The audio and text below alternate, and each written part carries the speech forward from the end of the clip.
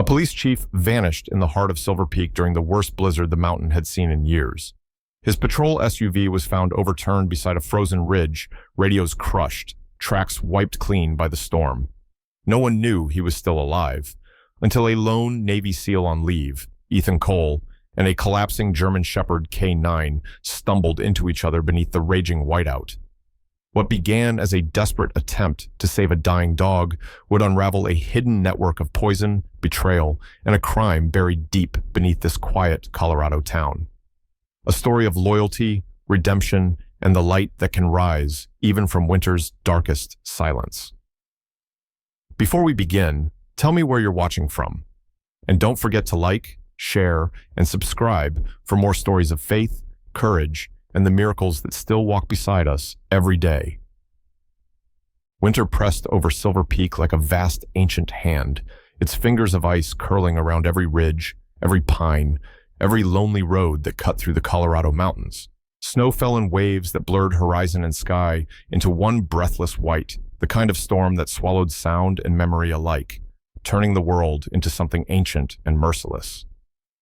Ethan Cole drove slowly through the narrow mountain pass, his Jeep's headlights slicing thin tunnels through the blizzard, his jaw clenched the way it always did when a storm mirrored the one inside him. At 35, Ethan had the look of someone carved by battle. Lean face, sharp cheekbones, a neatly trimmed beard the color of late winter ash, and eyes that once held an effortless confidence, but now carried a quiet, permanent ache. A thin scar traced from his right temple down toward his jawline, a mark left from an explosion during his last mission, the same mission that had taken 2 of his closest teammates. Since that night, the weight inside him had never lifted. Ethan was a man who moved with purpose, but spoke with restraint, not because he lacked words, but because he feared what might escape if he let grief loosen its grip. His commander had called it PTSD, but Ethan simply called it a debt he couldn't repay. He left the Navy SEALs 2 months earlier, not with anger, but with a hollow resignation. His cabin perched on the northern slope of Silver Peak, isolated and quiet, the place he had once used for hunting seasons and short retreats. Now it was supposed to be the start of a life lived in silence, far away from missions, blood, and ghosts. But as he guided the Jeep up the incline, something jutted across the snow-packed road, a dark shape that did not belong to the winter landscape. Ethan braked hard, tires sliding slightly on the ice. His instincts sharpened instantly, the way they always did in danger, like a switch flipping back to the man he had tried to stop being. He stepped out into the screaming wind, pulling his parka close. The cold bit through the fabric like teeth. As he approached the shape on the road, his breath caught.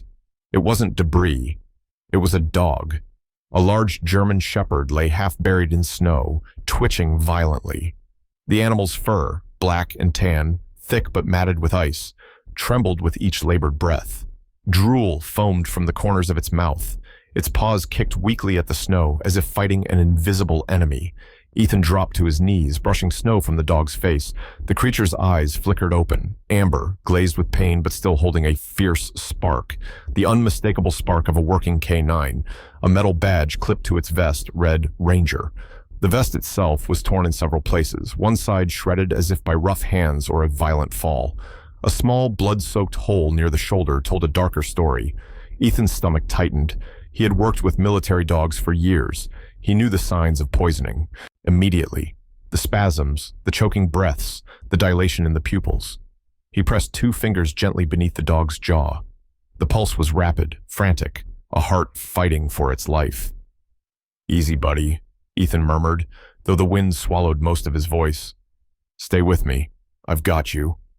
Ranger let out a broken sound, somewhere between a whine and a gasp. Ethan scanned the snow around them and froze. A long drag mark carved a faint path from the roadside into the forest. Dark drops stained the snow intermittently, blood smeared and scattered. Someone had dragged something, or someone. A flash of memory crashed over Ethan. Dust storms, burning sand, night vision goggles catching crimson trails on desert soil, teammates running toward a wounded soldier. His heartbeat quickened painfully. He reached inside Ranger's vest and found the fabric warm and wet. The dog had fought hard. That kind of damage didn't come from a fall. It came from resistance, violence, capture. Ethan lifted Ranger's head gently, searching for a syringe mark, a bruise, anything that pointed to the source of the poison. And there it was, a tiny red puncture on the flank, fresh enough that a thin sheen of blood still bubbled around it. A neurotoxin injection, the kind used by traffickers and paramilitary groups to subdue dogs trained to fight back, the kind he had seen across multiple Black Ops missions. Someone had attacked this canine intentionally. Someone had wanted Ranger silent. Someone wanted his partner gone. Ethan's pulse hammered. If Ranger was here, injured and abandoned like discarded evidence, then his handler, the police officer assigned to him, was in even greater danger. Ethan pressed his hand to Ranger's ribs, feeling the weak rise and fall. "You're okay," he whispered. "I'm not leaving you." He wrapped his arms around the dog and lifted him carefully. Ranger was heavy. He looked to be around 5 years old, in prime working condition, the kind of dog with muscle packed beneath winter fur, trained to run toward danger, not away from it. But now he was limp and trembling, his strength draining with every exhale. Ethan carried him to the Jeep and laid him gently on a blanket in the back. As he shut the door, Ethan looked again toward the forest. That faint drag trail vanished among the pines, swallowed by darkness and swirling snow. The storm roared, but Ethan's mind was louder. In the seals, he had followed countless trails, each one leading to someone who needed saving or someone who needed stopping. The instinct was primal. It didn't fade with retirement. It didn't care about wounds or regrets. It only cared about what came next. Ethan tightened his jaw. Someone wanted Ranger dead. That meant someone also wanted his handler erased from the world. And Ethan Cole was not the kind of man who drove away from a life hanging by a thread. He turned back to the forest, his breath streaming like pale smoke in the frigid air. "Hold on," he whispered to the unseen figure out there in the storm. "I'm coming for you." Then he grabbed his flashlight, his knife, and the fierce resolve he thought he'd buried with his past, and stepped into the blizzard where blood trails disappeared, determined to follow them into whatever darkness waited. The forest swallowed Ethan Cole the moment he stepped beneath its ragged canopy. The blizzard still screamed above the treetops, but down here, between the towering pines that groaned under the weight of fresh snow, the storm felt quieter, like a predator that had settled into a low, patient crouch. His breath fogged in front of him, merging with the icy mist drifting between branches. Behind him, Ranger lay bundled inside the Jeep on layered blankets, stabilized but vulnerable, his amber eyes tracking Ethan with a desperate, aching trust. The sight of the dog trembling in the dark had carved something sharp into Ethan's chest, a familiar, unwelcome reminder of how survival always came with a price. Ethan moved forward, following the faint blood trail carved into the snow like a wound slicing through the forest floor. Each step pulled his mind back to the deserts he had once patrolled, where he followed similar trails to fallen comrades, where he learned to read violence in the way sand shifted or how a body collapsed. Skill didn't erase trauma, it only sharpened its edges. He pushed deeper into the shadows. The wind moaned around the trunks with a metallic whine as though the storm dragged chains through the branches. The tracks grew clearer, drag marks, intermittent boot prints, and broken twigs pointing toward a sloping ridge where the forest thickened. Ethan's hand instinctively brushed the knife on his hip, a weapon he had carried long before his retirement. He told himself he didn't need guns anymore, that he wanted distance from violence. But tonight felt different. Tonight felt like something was stalking through the snow behind him. The trail narrowed alongside a rock outcrop. A smear of blood clung to the stone like dark paint. Then he saw it, a body half buried in snow beneath a large boulder. Ethan's chest tightened. "No," he whispered, though he didn't yet know the man's name. He rushed forward and knelt in the snow, brushing frost from the figure's face. The man was in his early 40s, with a square jaw, a dusting of dark stubble, and thick brows that made him look naturally stern. His hair, black with faint threads of gray, was matted with blood from a cut on his scalp. His build showed the strength of someone who'd spent years wearing a badge and carrying authority, not bulky, but solid, disciplined. His police jacket identified him as Officer Noah Briggs, and the badge pinned crookedly to his chest bore the emblem of Glaciertown Police Department. Ethan recognized the name instantly. Noah Briggs wasn't just an officer. He was the police chief of Glaciertown, known across neighboring counties for two things: his uncompromising sense of justice, and his willingness to get personally involved in cases that tore at the community. Ethan had seen him on local news once, speaking about rescuing a missing teenager. His voice had carried conviction and a hint of warmth, the voice of a man who devoted his life to protecting others. And now he lay motionless in the snow, his wrists bound brutally behind him with rope, his legs tied at the ankles. His lips were slightly blue, breath shallow and faint. Ethan inspected Noah's neck and found a small puncture mark, sharp, unmistakable. He felt a chill unrelated to the storm. Beta X, he murmured under his breath. The memories stabbed hard. Beta X was a synthetic neurotoxin used by extremist groups overseas, fast, silent, deadly. Ethan had lost a teammate to it in the Middle East, a memory that hit him like a blow to the ribs every time the poison surfaced in his mind.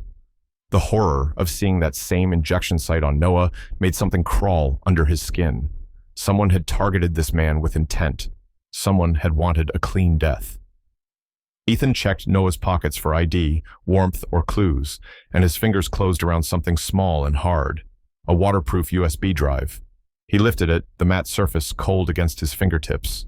Whatever Noah watched, whoever he confronted, it was enough to get him hunted, poisoned, and dragged into a storm meant to erase evidence.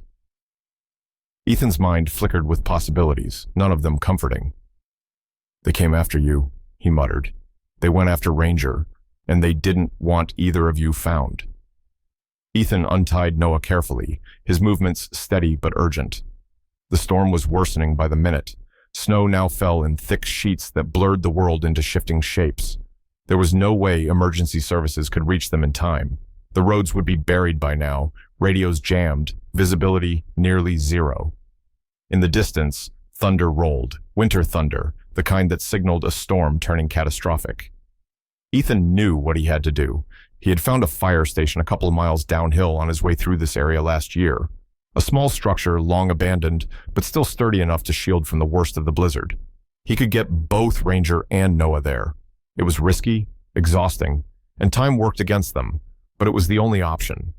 Ethan hoisted Noah onto his shoulders, the man's weight dragging heavily against him. Noah wasn't small, about 6 feet tall, dense with muscle beneath his winter gear. Ethan staggered for a moment, old wounds stabbing through his ribs, but he forced his legs to steady. The memory of his fallen teammates whispered in his mind.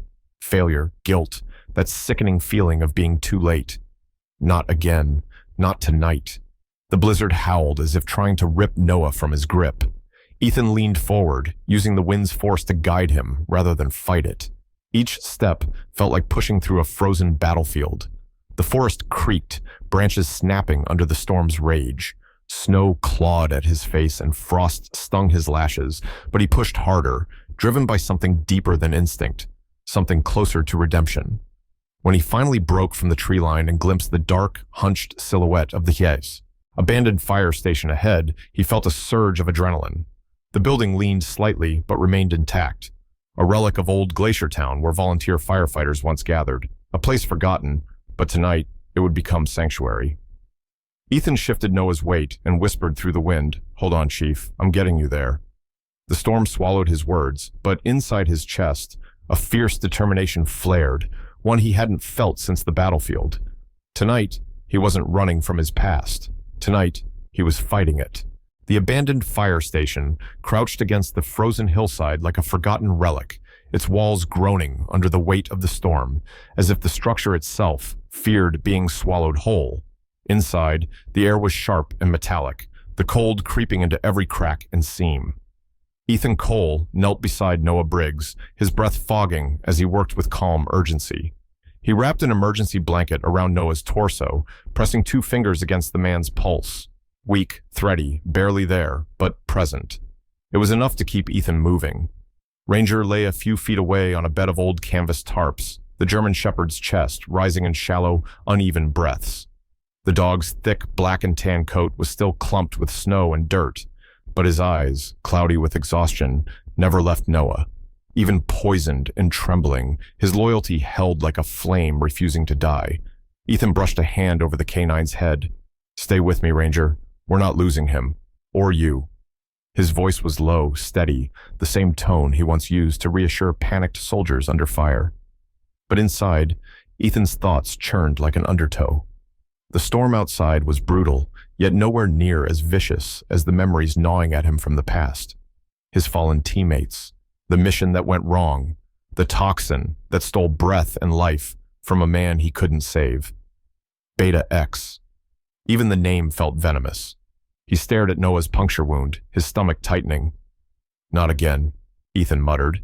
"I won't watch this happen again." He forced himself to stand, flexing fingers gone stiff from cold. They needed shelter, heat, time. The fire station wasn't perfect, but it was hidden, half buried in snowdrifts, shielded by the dense forest, forgotten by most of Glacier Town after the new station was built years earlier. Ethan dragged an old metal cabinet across the door to block the wind, and then retrieved the waterproof USB he had taken from Noah's pocket. It was a simple black drive, scuffed along the edges, but anything worth dying for, or killing for, rarely came in flashy packaging. Ethan plugged the USB into his rugged field laptop, a relic from his SEAL days that had survived deserts, oceans, and 2 helicopter crashes. The files loaded slowly, the computer humming faintly. Then lines of data filled the screen.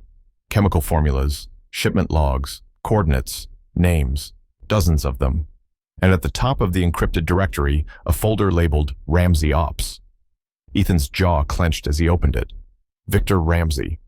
He hadn't said the man's name aloud in years, but the memories surged back instantly.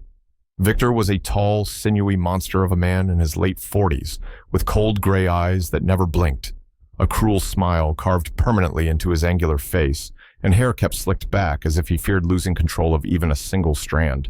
He was a weapons trafficker who made his fortune by turning war zones into marketplaces. 4 years earlier, Ethan's team intercepted one of Victor's shipments overseas. The confrontation turned violent. 2 SEALs died. Ethan survived with a scar across his temple and a guilt that liquefied inside him, eating away slowly, day after day. Victor Ramsey disappeared after that mission, into the underworld, into shadows. And now he had resurfaced, in Colorado, making Beta X. Ethan scrolled through the files, his heartbeat growing heavier. There were blueprints of an underground lab carved beneath an abandoned mining site. There were distribution lists for small vials, untraceable, payment records, and then one final file. Targets. Ethan clicked it. 3 names appeared. Officer Noah Briggs, K-9 Ranger, unknown male rescuer, neutralized on site. Ethan exhaled sharply through his nose, the air steaming. So they were already hunting. And they didn't know who he was, yet. He shut the laptop, his mind spinning through scenarios. Victor wouldn't leave that USB floating in the world. He'd send men, ruthless, trained, armed. The kind of men Ethan had spent his life fighting. The kind of men who liked working in blizzards because storms hid bodies well. A faint rustle broke the silence. Ranger stirred, lifting his head weakly, his ears twitching. Ethan turned toward the dog. "Easy, boy." But Ranger wasn't looking at Noah or Ethan. His gaze fixed on the door, sharp, startled, primal. A low growl rose from his throat, vibrational and rough, scraping through the quiet like a blade across stone. Ethan stood slowly. His instincts fired instantly, the same way they once flared when ambush teams moved through the dark. Something was out there. He stepped toward the wall and froze when a thin line of red light slid across the wooden boards. A laser sight. Someone had a rifle trained on the station. Ethan's pulse snapped into combat rhythm. "Ranger," he whispered. "Down." The dog obeyed, collapsing onto the tarp. Ethan grabbed Noah's arm, dragging him behind a heavy metal locker near the corner. He reached for the flashlight, flicked it off, and let the station drown in darkness. His breath was steady, but inside, adrenaline coiled tight and ready. A shadow moved outside the frosted window, then another. Crunching footsteps grew louder, methodical, spaced evenly apart. Men who knew how to move silently even in knee-deep snow. Ethan pressed his back against the wall, knife in hand, every nerve alive. "Into cover," he hissed. A split second later, the fire station's door rattled violently, and muffled voices drifted through the wind, cold, confident, close. And growing closer still. They had found them. The wooden walls of the abandoned fire station shook, as if the storm itself were pounding to get in. But it wasn't the wind this time. It was the men Victor Ramsey had sent, shadows with guns and cold intent carved into their steps. Ethan Cole felt the vibrations through the floorboards and through his bones, a rhythm he had learned long ago on foreign soil, the cadence of trained killers closing in. His breath steadied, not because he was unafraid, but because fear sharpened him. It made every sound louder, every detail brighter. It reminded him he was still alive. Noah Briggs lay slumped against the wall behind him, the police chief's eyes fluttering open in brief bursts of confusion. His face, strong jawline, wide brow, dark stubble outlining exhaustion, twitched in agony from the beta-X worming through his nervous system. His breaths were shallow, uneven. The rope burns around his wrists were bright red against pale, frostbitten skin. "They followed?" Noah muttered weakly, his voice cracking like a branch under snow. "Yeah," Ethan whispered, tightening his grip on the old lever-action shotgun he'd found in a storage cabinet. "They followed." Ranger growled low beside them, the sound raw and scraping. The 5-year-old German shepherd struggled to hold his stance, legs trembling from poison and bruising, but instinct was a stronger force than pain. The dog's black and tan coat rose along his spine as he limped toward the front door, teeth bared in a snarl meant for war.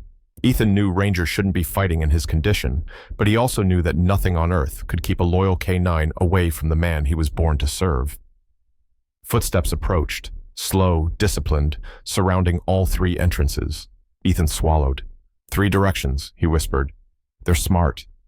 He pressed Noah gently back against the corner, positioning a metal locker in front of him to shield from gunfire. The police chief's dark eyes flickered up with fear, not for himself, but for Ethan and the dog. "Ramsey's men don't leave witnesses," Noah rasped. "Neither do I," Ethan said quietly, the steel in his voice reflecting the SEAL he once was and never truly stopped being. The lights flickered when the first flashlight beams cut through the cracks in the boarded windows. A second later, the door rattled violently. Ranger barked, a sharp, explosive cry that echoed through the station. Then the world erupted in chaos. The door splintered inward as a flashbang arced through the gap. Ethan reacted instantly, kicking the device into a metal bucket he'd filled with snow. The muffled detonation rumbled, but the snow absorbed most of the shock. He dove to the left, shotgun raised, firing toward the shadow pushing through the doorway. A grunt, then a body fell against the threshold. Another gunman slid in from the side window, tall and broad-shouldered, wearing a winter tactical suit with a patchy beard and narrow, predatory eyes. Ethan recognized the type, mercenaries who sold their souls by the pound. The man moved like a wolf through the snow, gun drawn. Ethan slammed the butt of the shotgun into the attacker's jaw, sending him crashing into a metal cabinet. "2 more!" Ethan shouted, hearing the crunch of boots on the snow outside. Ranger launched himself toward the broken doorway just as a 3rd mercenary kicked the frame open. The dog clamped onto the man's arm, jaws locking with desperate fury. The mercenary screamed, slamming his elbow into Ranger's ribcage. Ethan's heart lurched. The attacker kicked again, this time connecting hard against Ranger's side. The German shepherd tumbled across the floor, hitting the wall with a sickening thud. "Ranger!" Ethan roared, sprinting forward with the kind of rage that turned men dangerous. He tackled the mercenary, using the SEAL takedown instinct that lived in his muscles. His fist struck the man's throat with brutal precision, a single controlled blow that dropped him instantly. Ethan spun toward Ranger. The dog struggled to stand, breath rasping, legs shaking, but his eyes were still alive, still loyal, still burning. "Hang on, boy," Ethan muttered, voice trembling despite himself. A window shattered as the last attacker burst through, gun raised. Ethan grabbed the shotgun, but he was a second too slow. A muzzle flash lit the room, but the bullet never reached him. A thunderous voice boomed from outside, amplified by a loudspeaker. "Glacier Town Police, drop your weapons!" Red and blue lights cut through the storm like salvation. A helicopter thundered overhead, its rotors beating back the blizzard. Officers surged into view, armed with rifles, shields, and winter gear. At the front stood Sergeant Alan Mercer, a man in his early 50s with broad shoulders, a shaved head, and a deep crease between his brows from decades of responsibility. His snow-streaked beard framed a stern but commanding face, the kind that made criminals freeze and rookies stand taller. Mercer's tactical team opened fire in controlled bursts toward the mercenaries. The final attacker ducked and fired wildly, retreating into the darkness with two others who had regrouped outside. Chaos erupted around the station. Snow exploded as bullets struck drifts and tree trunks. Officers yelled positions. A flare ignited overhead. Ethan shielded Ranger with his body, watching shadows melt back into the storm. Before disappearing behind the tree line, one of the mercenaries shouted over the wind, "Ramsey will return! None of you will survive this!" Then they were gone, swallowed by the blizzard like wraiths fading into myth. Ethan collapsed beside Ranger, chest heaving, adrenaline shaking his hands. Officers rushed inside, two of them lifting Noah onto an insulated stretcher. Mercer approached, eyes sweeping the wrecked station. "You're Cole?" he asked, voice rough. Ethan nodded. Mercer's gaze softened. Briefly, not with pity, but recognition. "You kept them alive," the sergeant said. "Let's finish that." Outside, snow whipped across the flashing lights as Ethan carried Ranger to the waiting patrol SUV. Behind him, the storm raged, yet somehow it felt a little less merciless. The storm finally loosened its grip over Glacier Town by the time Ethan Cole stepped into the narrow hospital corridor. The air still smelled faintly of antiseptic and melted snow, but for the first time in days, he could hear something other than the roar of wind. Human voices, hurried footsteps, the pulse of life returning. Yet Ethan felt none of it. His mind was a tight coil of purpose and dread. Ranger walked beside him, slow but steady, his gait still stiff from the poison, but his amber eyes alert again. The 5-year-old German shepherd carried new bandages across his shoulder and a shaved patch showing stitches beneath.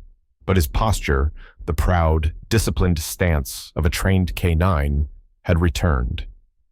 Ethan paused before entering Noah Briggs's room. The police chief lay propped up on a hospital bed, his normally rugged face carrying shadows of fatigue. Noah was a man in his early 40s, with a square jaw dusted with a week's worth of uneven stubble, deep brown eyes that once carried confidence but now flickered with the weight of what he'd uncovered. His skin was pale from exposure and poison, but his voice was steady when he spoke. "Ethan," he rasped, "Victor's moving the Beta X tonight. A full shipment. If he gets it out of state, God help us." Ethan's pulse hardened. He'd known Victor Ramsey was bold. He hadn't expected him to be desperate. Victor, mid-40s, sharp-jawed, a scar slicing through his right eyebrow from a past gunfight, his blonde hair tied back under an expensive winter coat, had once run weapons across borders with a surgeon's precision. Ethan remembered the man well, charismatic, intelligent, and venomous beneath the veneer. Their last encounter on a Black Ops raid had cost Ethan 2 teammates. The memory hit him like a blow to the ribs. "FBI will take an hour at best," Noah continued. "Storm knocked out their choppers. They won't reach Glacier Town in time."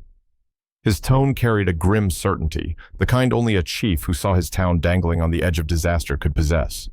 Ethan breathed deeply, jaw tightening. "Then we don't wait for them," he said. "We end this tonight." Sergeant Alan Mercer entered then, a broad-shouldered veteran in his 50s with a shaven head and a trimmed beard peppered with gray. His eyes were a cold steel blue, observant and unyielding. "My men are ready," he announced. "But this is your fight more than ours, Cole. You lead the strike team." Ranger gave a low bark, as if agreeing.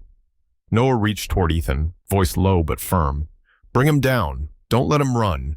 He'll burn the evidence if he senses a trap." Ethan nodded once. That was all the promise needed. The harbor sat frozen under a moonless sky, its cranes bent like old giants, its containers stacked in icy silhouettes. Snow crunched under boots as Ethan, Mercer, and a team of officers moved in a staggered formation. Ranger trotted silently at Ethan's heel every thud. Muscle primed, despite the bruises still marking his flank. Lights flickered between containers ahead. Victor's crew was already preparing the explosives. Ethan could hear their muffled movements. Ranger sniffed the wind and growled low, ears pricking forward. "He's got the scent," Ethan whispered. As they advanced, Ethan spotted Victor near a metal container painted with the faded blue logo of a foreign shipping company. The criminal lord looked like a man carved from winter itself. tall, lean, dressed in a black tactical coat lined with fur. His gloves gripped a detonator wired to a series of canisters stacked like steel tombs. Beta X, enough to turn counties into ghost towns. "Ramsey!" Mercer shouted, raising his rifle. "Step away from that trigger!" Victor laughed, a hollow, echoing sound that curled through the frozen air. "Sergeant Mercer, you're predictable." His gaze slid to Ethan. "But you, Cole, I didn't expect you to crawl out of your guilt long enough to interfere again." Ethan felt the old wound rip open inside him, memories of teammates suffocating under chemical gas, failure burning his lungs. Victor saw the flicker and pressed harder. "Navy SEALs can't save anyone. Isn't that right? Your team died because you hesitated." Ranger snarled. Ethan's fists tightened. The accusation struck deep, but pain sharpened him. "My hesitation," Ethan said coldly, stepping forward, "is the reason you're still breathing." Victor's smile dropped. Gunfire snapped the air as Victor's guards opened fire. Officers scrambled for cover. Ranger lunged, teeth bared, knocking down a gunman aiming at Ethan. The dog's weight and fury slammed the attacker onto the ice. Another mercenary, larger and armored, swung a rifle toward them, but Ethan moved faster. He drove a shoulder into the man's ribs, grabbed the weapon, and smashed it across the mercenary's knee. The harbor erupted in chaos. Shouts, metal clanging, the sting of bullets slicing air. Mercer's squad engaged from the flanks, pushing Victor's men back. Amid the frenzy, Victor darted between containers, clutching the detonator. Ethan gave chase, Ranger limping but refusing to stay behind. They cornered Victor near the frozen pier. Snow swirled around them like white embers of a dying fire. Victor raised a knife, posture low and practiced. "You should have died with your team," he hissed. Ethan stepped into the fight without hesitation. Their bodies collided with the sound of bone meeting bone. Victor slashed, the blade grazing Ethan's forearm, drawing blood. Ethan countered with a brutal elbow to Victor's jaw. Ranger circled, snarling, keeping Victor from escaping. Victor lunged again, but Ethan caught his wrist, twisting until the knife clattered onto the ice. They grappled, Ethan's breath steaming, Victor's curses ripping through the wind. The criminal lord spat one last venomous line. "You can't save this town," Ethan roared, a sound born of buried grief and long-starved purpose. He wrenched Victor's arm behind his back, slamming him face first into the frozen ground. The detonator skidded across the ice. Victor screamed as Ethan locked handcuffs around his wrists. "I just did," Ethan whispered. Behind them, officers secured the remaining guards. Mercer retrieved the detonator, nodding with grim approval. The operation was over. Beta X was seized. Glacier Town breathed again. At sunrise, the storm finally broke. The sky blushed with pale gold. Noah, bundled in winter gear and still bearing the tremors of poison, met Ethan at the town square. His voice carried grateful weight. "You didn't just save me, you saved all of us." He pinned a small silver medal onto Ethan's coat, a symbol of courage and redemption. Ranger pressed his head against Ethan's hand, tail thumping softly. For the first time in years, Ethan felt something unfreeze inside him, as if winter finally loosened its grip. On that brightening morning, he realized he had found purpose again. Not in war, but in saving what was left of the world worth fighting for. In the quiet after the storm, when the snow finally settled and the danger had passed, one truth rose brighter than the winter sun. Miracles do not always arrive with thunder or angels. They often come through the hands of ordinary people who choose courage over fear, compassion over comfort. Some say Ethan's return to Silver Peak was chance. Others call it survival. But many of us know better. In the darkest hours of our lives, when the world feels cold and the path ahead disappears beneath the snow, God sometimes sends help in forms we least expect. A loyal dog, a brave heart, a stranger who refuses to walk away. And just as he guided Ethan and Ranger through the storm, he walks beside each of us in our everyday battles. The quiet burdens we carry, the moments we feel unseen, the nights we pray for strength. If this story touched your heart, I invite you to share it with someone who may need a reminder that God's light still finds us, even in the frozen places. Leave a comment, tell us where you're watching from, and subscribe to join a community that believes in faith, bravery, and the small miracles that shape our days. May the Lord bless you and your family. May he keep your home safe, your heart steady, and your spirit warm beneath his everlasting care. And if you feel his presence in this story, write Amen below.